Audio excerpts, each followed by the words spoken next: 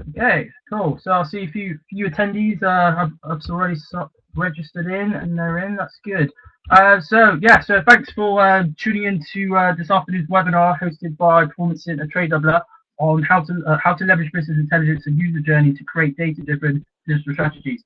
My name is Mustafa. I manage the head of content here at PerformanceIN, and I'll be moderating today's webinar session, which will be hosted by Tradedoubler's UK Managing Director Chris Russell-Smith and Product Director Nick Morris. Just say a quick hello guys, so everyone can listen. Hello. Hello. No. Cool. So kind of just a quick run through what's going to be happening over the next 30-40 minutes. So essentially, both Chris and Nick will be covering sort of the Tradedoubler's sort of key platforms, which is business intelligence and user journey reporting, and essentially how performance marketers and you yourself today can leverage those tools to create data-driven digital strategies and hopefully maximize your campaigns and improve channel performance as well. Throughout the presentation, you can send Chris and Nick your questions using the chat box on the left-hand side below. So just enter your questions, any thoughts you want to ask Chris and Nick, and hit send, and then we'll happily answer those at the end of the presentation over the next 5-10 minutes.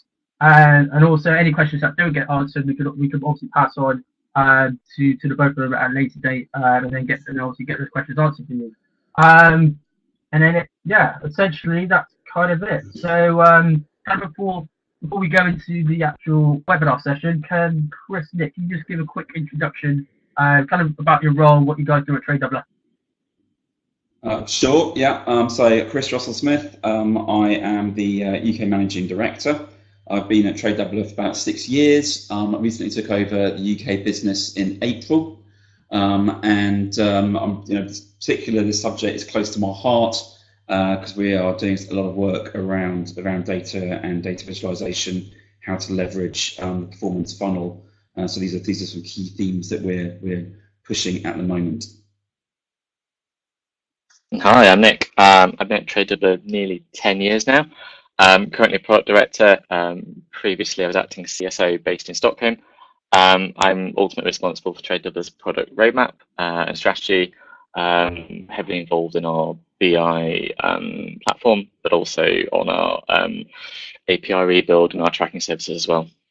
And we have a team of developers based in Stockholm, so I'm regularly bouncing between our London office and our Stockholm office. Oh, great stuff.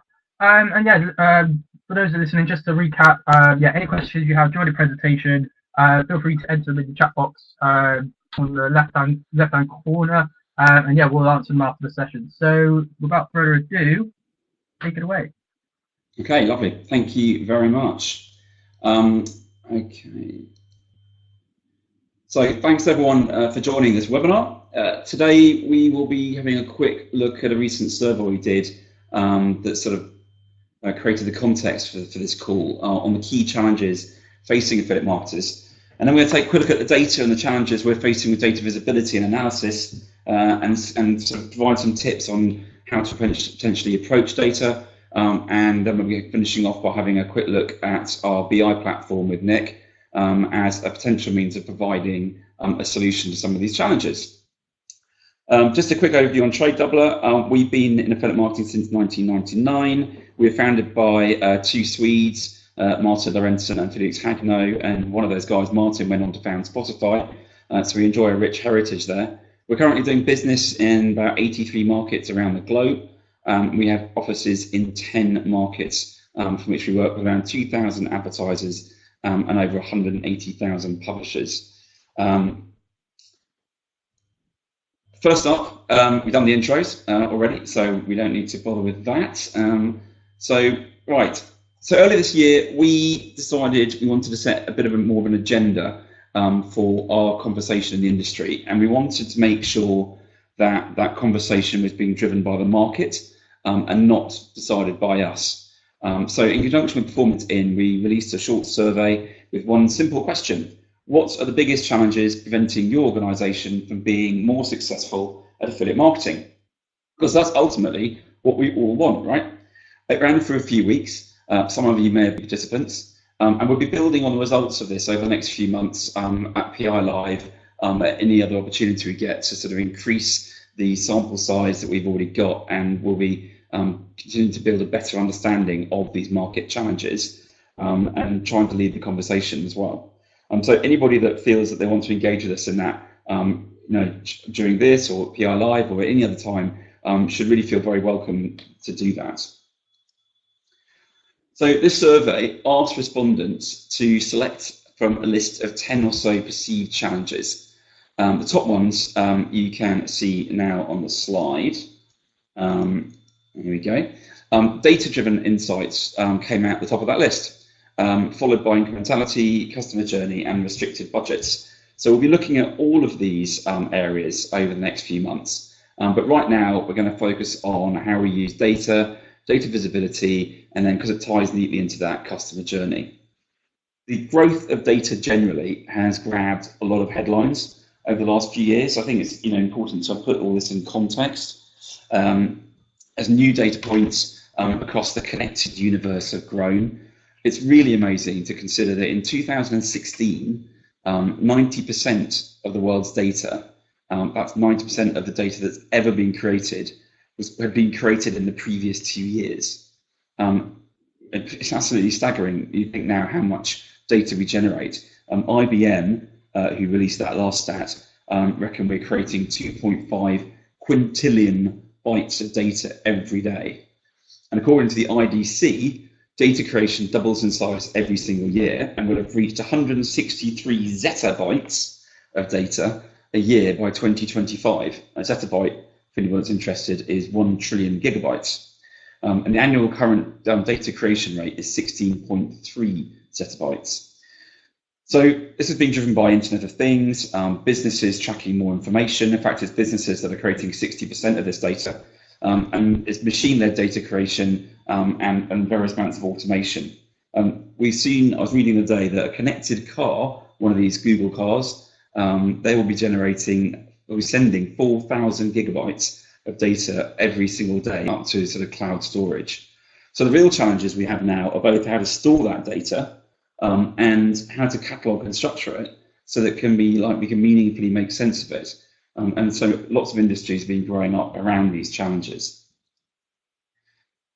So you might think that the more information we have, the better it is. That would be common thinking. And you might think the more we have, the more we can get from it, and therefore the better decisions that can be made. But this assumption is probably at the heart of the problem. You have all this data, but how do you decide what's the most important or useful? And then how do you access it and make sense of it? What we tend to see now is that more data, far from helping better decisions, actually just to make the wrong decisions, or faced with so much uncertainty, we end up making no decisions at all. And this is what we refer to as data blindness or data paralysis. And I'm sure everybody has had experiences where they're in that boat. Here's a simple example of this in practice. Okay, so I'm a parent, and in my eyes, both of my kids are the most beautiful. That's just how it is. And I might not feel the same way about other babies being as beautiful, although their parents would argue that they are. Some people might say other babies may be ugly, but never yours. And the same can be said of data. So that's not exactly a great example of data blindness, but it does illustrate how, as humans, subjectivity plays a massive part in influencing how we perceive the world around us. And the same is true of data. What one person perceives as important, for whatever reason, another may not. And then decisions and opinions are made on the back of those differing perceptions. If we look at something within more of a business environment, as a better example, imagine that you are a learning and development manager and you're exceptionally keen to introduce technology into your department, most likely a form of e-learning. Your boss is an old school accountant who wants to know the value and the impact of everything. So before you can introduce e-learning, you've got to prove its worth. So you undertake a comparison between a traditional training course, where there's a classroom, a trainer, coffee, tea, breaks, etc., and an e-learning course. Both of those courses are the same subject, they're written to the same level of detail, and both an end-of-course test to assess the learning. You enrol two groups of people, both with the same experience and ability, to help you with that comparison. And the results are as follows. E-learning, as you can see there, the pass of 200 and fail of 100. A traditional classroom, with a pass rate of 80 and a fail rate of 20. So the simple question, as the learning and development manager, remember, who is exceptionally keen to introduce new technology into your department, which course type would you choose? The e-learning, right? After all, far more people have passed having taken e-learning than the traditional course, so it stands to reason that hopefully you'd agree, but you'd be wrong. Although the number of people who have passed having taken the e-learning option is far more than passed having taken the traditional option, the percentage of the success rate was actually very different. So in the e-learning example we can see here, 200 out of 300 passed, which is a 67% pass rate. But the traditional example, which was 80 out of 100, is an 80% pass rate. So how we feel about something and our personal investment, and therefore gender, can have a strong influence on the decisions that we make. Put simply, if the numbers don't agree with what we think, feel, or want, then we're far less likely to believe them, even though the numbers are right. So earlier I described this as data blindness. Other people also refer to it as motivated numeracy. This is the effect of us wanting the data to prove that our approach or what we want to happen is right. So the advice here is we should always be asking ourselves, am I using the data to make a decision or to justify it? Am I falling into the trap of confirmation bias, where you're selecting data that supports your conclusion? Or am I keeping an open mind and using data to challenge assumptions? Because it's equally dangerous to make purely data-led decisions without the benefit of intuition. So regardless of how you look at it, a healthy objective is always required either way. So let's bring this back to affiliate marketing. Over the last few years, we've seen an explosion in data from technical improvements. Brands can now use data to understand things like conversion costs, channel, partner category performance and efficiency, profitability across promotions and products, etc. You can apply these detailed analytics and actionable insights to affiliate marketing, allowing advertisers to better manage key partners, partner and product categories, campaigns and promotions, helping them drive higher revenues across more profitable products and increase their operational efficiencies. Advertisers also use performance data to design tiered reward systems based on metrics such as total conversions, premium conversions, booked or consumed conversions. And the value of influencer marketing can now be seen more clearly. And this has been an ongoing conversation when we start thinking about the ongoing changes in the marketing funnel. On top of this, the data within the networks also evolved, which has powered a lot of the other metrics as well. But a few years ago, if you think back, our data visibility only really extended to the last click, the last publisher in the conversion path. We all had a sense there must be more going on, but we just couldn't see it. So more sites involved in the conversion path, etc. But I'm not going to get into discussion about attribution. That's a bigger subject for another time. But needless to say that the growth of data that a network can collect now gives us a lot more insight into the dynamics of a program and the role, if not the value, that an individual site plays. And at Tradedoubler, we talk a lot now with our advertisers about how to leverage that insight across the whole conversion path and beyond, from starting a journey through to influencing and advocacy. So what we're really talking about is how to create actionable insights, and that needs to be looked at a little bit more carefully. With many companies struggling to make sense of their data and create value from their investments, this promise of actionable insights sounds really great. But a recent report we looked at from Forrester said 74% of firms claim they want to be data-driven, but only 29% think they're actually successful at doing that and connecting analytics to action. So actionable insights appear to be the missing link for companies that want to drive business outcomes from their data. And whilst the promise of actionable insights sounds great and very alluring, this phrase is probably fast becoming an empty buzzword because it's constantly being misused. It's important to understand, looking at this pyramid here, that data, information, insights are not synonyms for the same thing. There's a hierarchical pyramid with data at the foundation, being collected in vast quantities, being converted into information in the middle, insights in the pinnacle. And to really better understand what actual insights are, we need to understand the subtle differences between these key terms. So as an example again, my Fitbit watch, although if you knew me, you'd know I don't own one, and I'm unlikely to ever own one, then my Fitbit watch gives me all kinds of activity data. So steps, beats per minute, miles, calories, etc. Right now, my fictitious watch says I've taken 7,442 steps. This single fact is entirely useless because it doesn't have any context. My Fitbit app includes a number of data tables and visualizations. This is information, such as weekly steps, where I can see how many steps I completed each day. When I analyze this trended information, I can see my current trajectory is ahead of what I accomplished the past few days. And with a little extra effort in the evening, I can reach my daily target. So the insight being I only need 2,558 more steps to complete in the next 5 hours. And just like this, the cornerstone of every analysis is that we should be ensuring that we are moving in the right direction. And the direction of your analysis will determine the future success.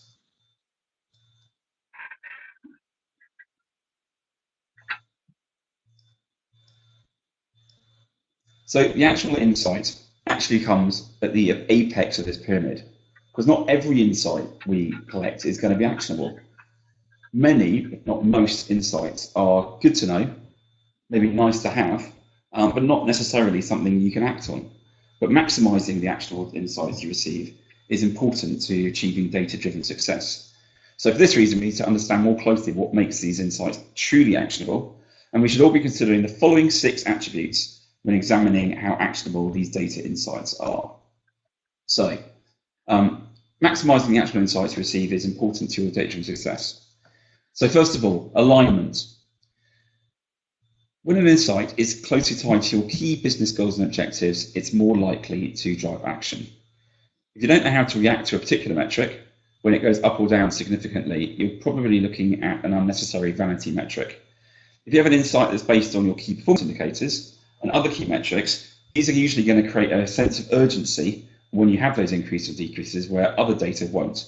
And it's easier to interpret and convert strategically aligned insights into tactical responses, because they often relate directly to the levers in your business that you can control, you can influence, or you're focused on anyway. That's the first one. Context is the next one. It's hard to move forward on an insight if you're lacking background to appreciate why it's important or unique. You need to have a comparison or benchmark to give that data context. So for example, if your company generated 1,400 leads this week, your reaction to this result would be entirely different depending on the context. If you know that your marketing team typically generates 1,250 leads each week, you probably won't do anything. But if your company just sponsored and exhibited at the industry's major convention, you might be wondering why it didn't translate into significantly more leads. And without this accompanying context, this insight would end up raising more questions than actions. So having ample supporting detail means that you can have the insight results in action and not unwarranted skepticism and objections. Equally, relevance. A single insight can be both a strong signal for one person and just more noise for another. As we discussed before, there's a massive level of subjectivity when it comes to these relevances. So in order to be relevant, an insight needs to be delivered to the right person at the right time and the right setting. If insights aren't routed to the right decision makers, they will not receive the attention they deserve. And if insights aren't timely, they might be too stale for the stakeholders to act on. If they're trapped similarly in an analytics tool that managers never access, or sent to a device that they don't ever use, then the insights just simply never get to the intended audience. Specificity. The more specific and complete the insight is, the more likely that it can be acted on. Sometimes insights based on KPIs and other high-level metrics can highlight interesting anomalies, but they lack sufficient detail to drive immediate action. So for example, knowing your revenue is up 35% this month might be cause to celebrate, but the party planning might be a bit premature without some deeper insights. You might discover a massive fraudulent order, messed up your revenue numbers, or that a big customer win was based on something that couldn't be delivered. If an insight doesn't adequately help to explain why something occurred, then it's not yet actionable. So deeper probing is going to be required before you're ready for the prime time now. Novelty is also important, but there's so much competing data and information to digest. Novel insights will have an advantage over more familiar insights. The first time you spot a particular pattern, it's going to be much more interesting and compelling than the 10th time, especially if you feel you've already had a good handle on what's driving that behaviour. So curiosity can drive people to test or verify unusual, unexpected findings in the hope that it sheds new light on the key subject. It also raises the spectre of false positive, though, because as is human nature, we tend to become numb to certain insights if we feel they they reinforce rather than challenge or evolve our current knowledge and beliefs. So it's important to always consider that, because if the same thing comes up time and time again, but the employee or the analyst has been sort of programmed to ignore it, then even as the data piles up, the insight isn't getting through to the people that need it. And clarity, finally. If people don't understand the insight and why it's important and how it can help them, then it's going to be overlooked and forgotten. So communication is really important. This is where the right data visualizations and messaging help explain insights so they can be more easily understood and correctly interpreted. And that goes for people, trying to analyze data themselves as much as trying to communicate it to other people.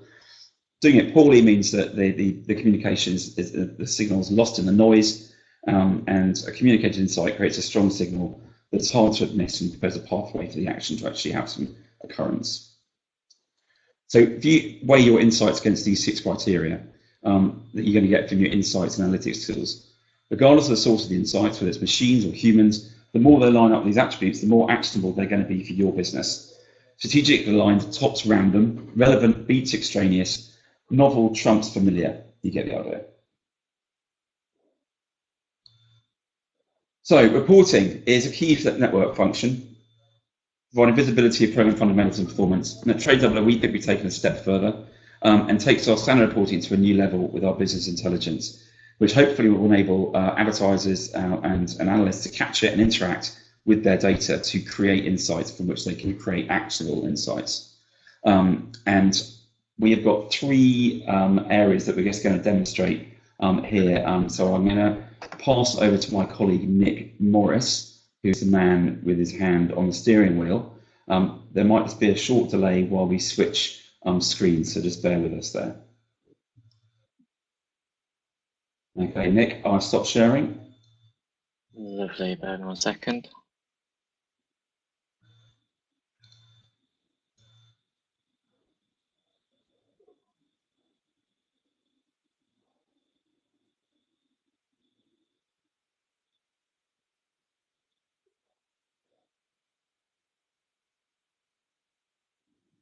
Should hopefully be coming through now.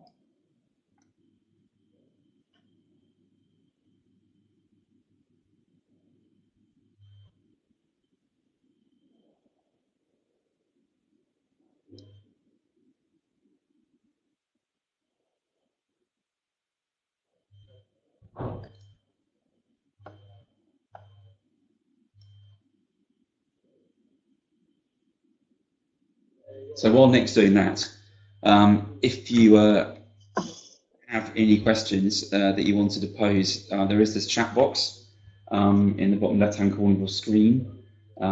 We can answer those on the fly, or we can even wait until the end. But if you have any questions, then please feel free to tap them in.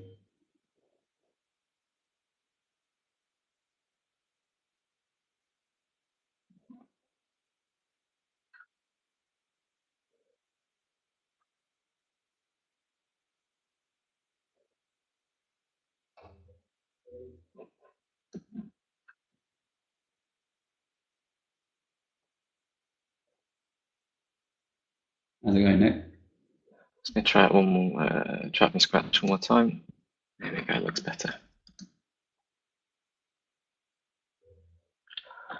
There we go. I see you.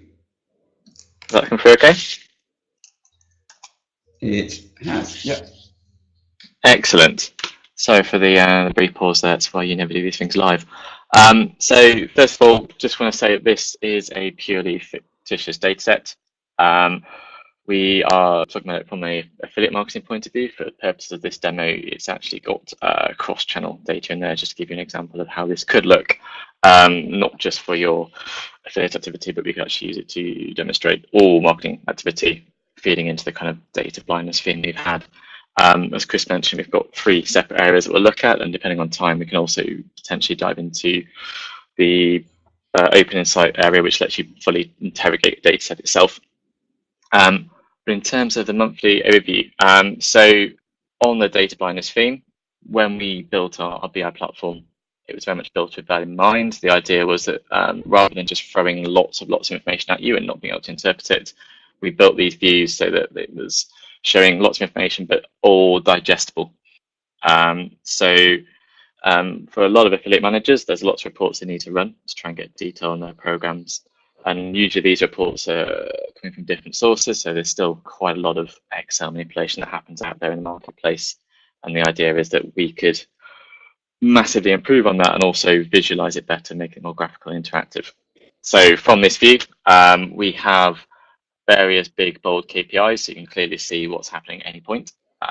So from here, you can see we're focusing on order value, showing the nominal amounts in euros, that's showing at the top, how that was last year, what the year-on-year is nominal value, what the percentage, then other relevant metrics like average order value, again, how that compares year on year and how many different sites are involved. To switch that, it's simply a case of changing the measure. Rather than you seeing lots of different measures at once and not knowing how to interpret, we kind of focus it down. So we can switch this look at the sales.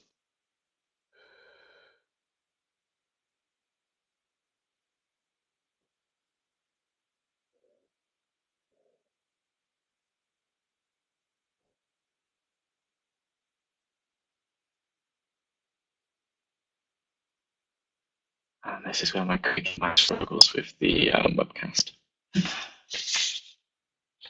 Not to mention Cornish broadband. Yeah. There we go. And you see that's then all updated in all the KPIs. We then break this out. So you start with the most top level view, which is over the year, what's your total amount of sales. We then break this down monthly, visualizing it in a standard bar chart, but with key differentials in there. So you've got your current year, which you can hover over and it gives you the breakdown. So you can see how many sales happen that month, what the year-on-year change is. We also then plot the previous year as well, so you can very quickly see how this is trending. And as it's interactive, you can then use that to filter the remaining view as well, just by selecting on the month itself. Going down, as we said, to get more granular in the data, we split all the different sites that make up your program. These are obviously fictitious, their names don't mean a lot, but you can see from the color, shows the year-on-year change, and the size shows the contribution to the number of sales in your program. So looking at this site, for instance, it's showing that it's 21% of the makeup of your program, and then as it's a blue shade, it shows that it's increasing year on year. And the darker that shade of blue, the bigger the change year on year. If it's red, then it's a decrease year on year. And going out to this kind of actionable insights, this is a very quick way of alerting you to things that are starting to happen. So if you're seeing big, bright red sites on here, you know that they're dropping off. So you can quickly go in, see which site it is, try and dig into reports and find out why that drop off did, or engage your partners and then see if you can reactivate them on your programs. Additionally, this data set's focused on travel. So we actually get a breakdown on different package types. So we can see this split by flights, hotels, package holidays, etc. Again, this shows you the performance over this year and then it trending against previous year. So we've got key metrics here to show you what that change is. And again, this is still interactive. So if you select on flights, this will then filter the remaining view.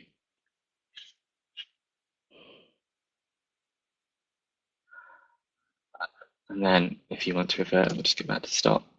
So this is a kind of simple view, which is giving you a lot of top level information, but then with the ability to be able to filter it down all in the same view and to bounce between different views and different report formats.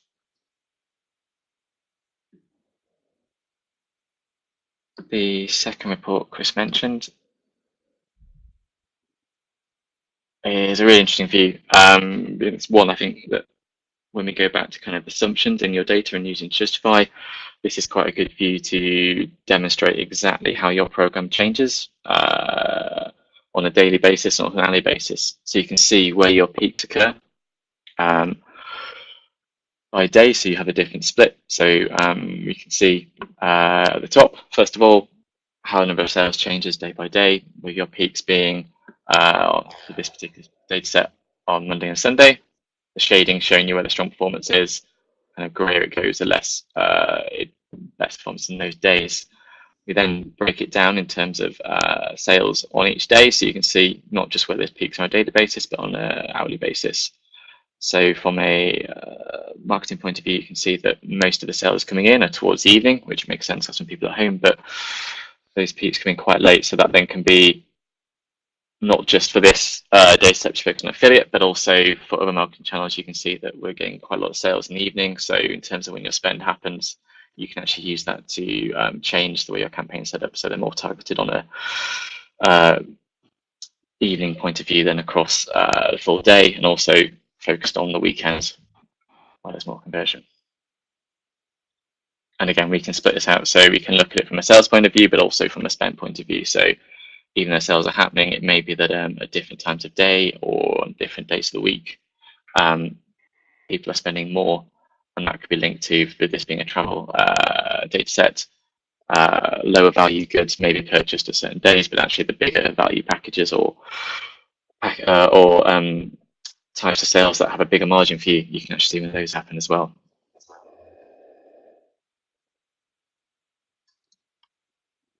And then the final thing I want to show you is the one that we're quite proud of in here, is our user journey view. So this is, again, following the format where we start kind of top level and we build in and go more granular. So this view gives you not just where sales are happening, but it also shows the contribution that different sites are making and different partners are making in those sales. So we start off with a kind of general dashboard, which is showing you not just how many sales you're having, but how many of those sales actually involve more than one partner or more than one touch point. What that looks like in terms of where your journey contributions are. So how long generally most sales are happening, and then also from the time of first engagement with your brand to actually making a purchase, what that does in terms of order value. So whether there's a correlation between someone converting very quickly to having a more considered research phase, and whether that actually leads to a higher average spend. And then we also break it down, so because we see quite a big peak within 24 hours, what that means in terms of those that day, whether it's all happening kind of in session or whether there's a big correlation across the rest of the day.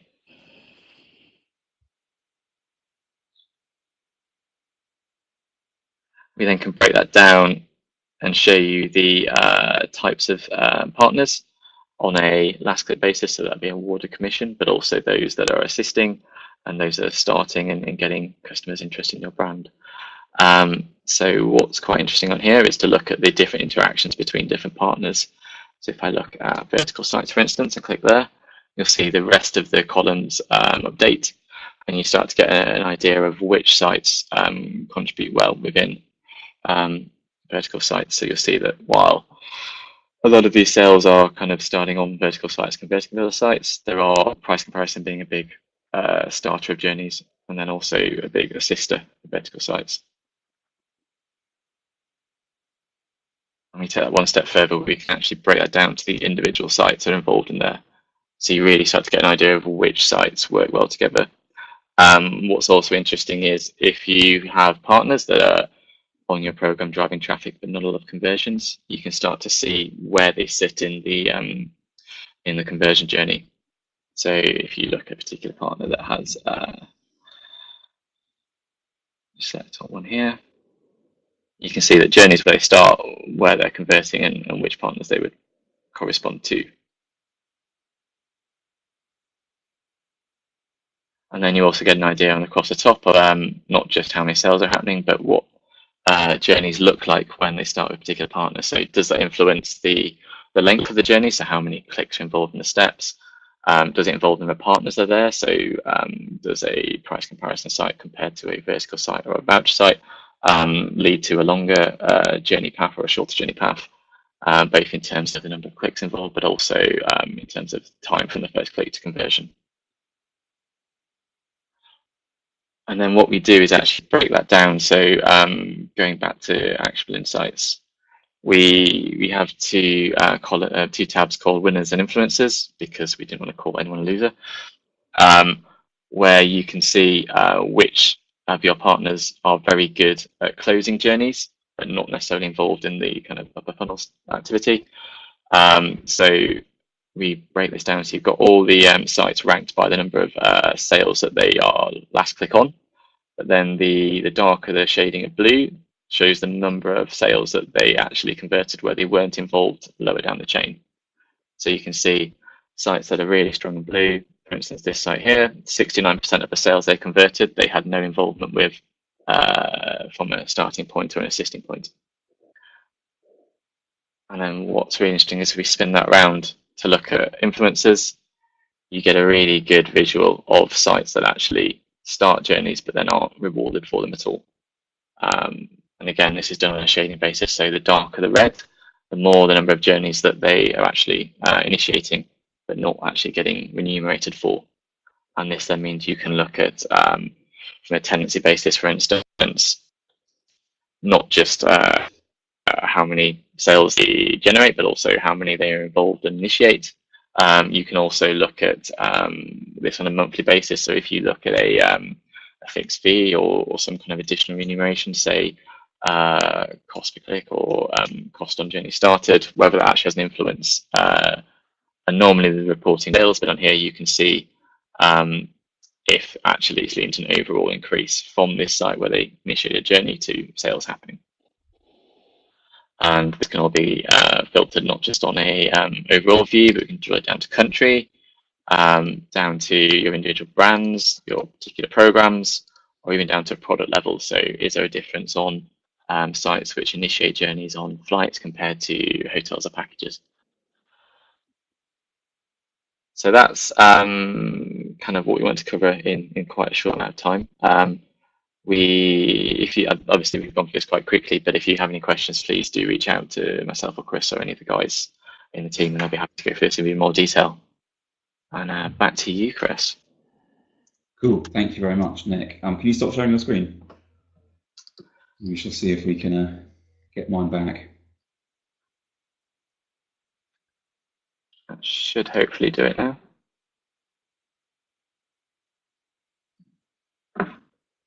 Okay.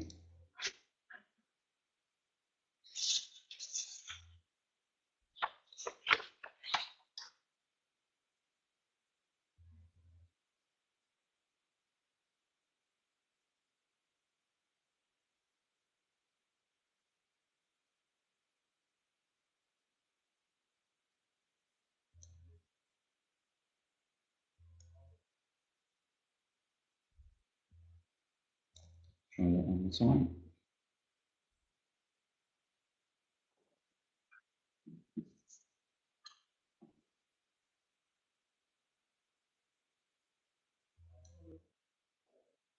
Okay.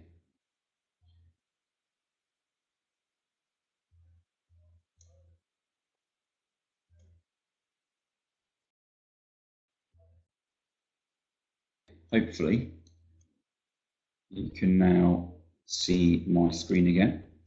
So great, Nick. Thanks very much. That was really, really interesting. I think, yeah, what we're trying to get across here is just how we're tackling this issue of data visibility and reducing the number of reports that needs to be run, time-consuming reports, so that more time can be spent actually looking at data rather than pressing buttons and downloading spreadsheets and doing pivot tables. And how we've taken that on. We continue to innovate in this area.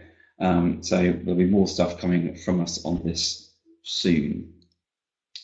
So, okay, takeaways. Harvesting more insights from your data can obviously yield tremendous results. There's an author called Richard Bach who once said, any powerful idea is absolutely fascinating and absolutely useless until we choose to use it. So whilst the increased actionability of our insights doesn't guarantee adoption or application, it should motivate more individuals within your company to think more deeply about the data and encourage them to act on a more consistent basis, and make sure that your hard-earned insights was actionable as soon as possible, so they're primed to drive value to your organisation.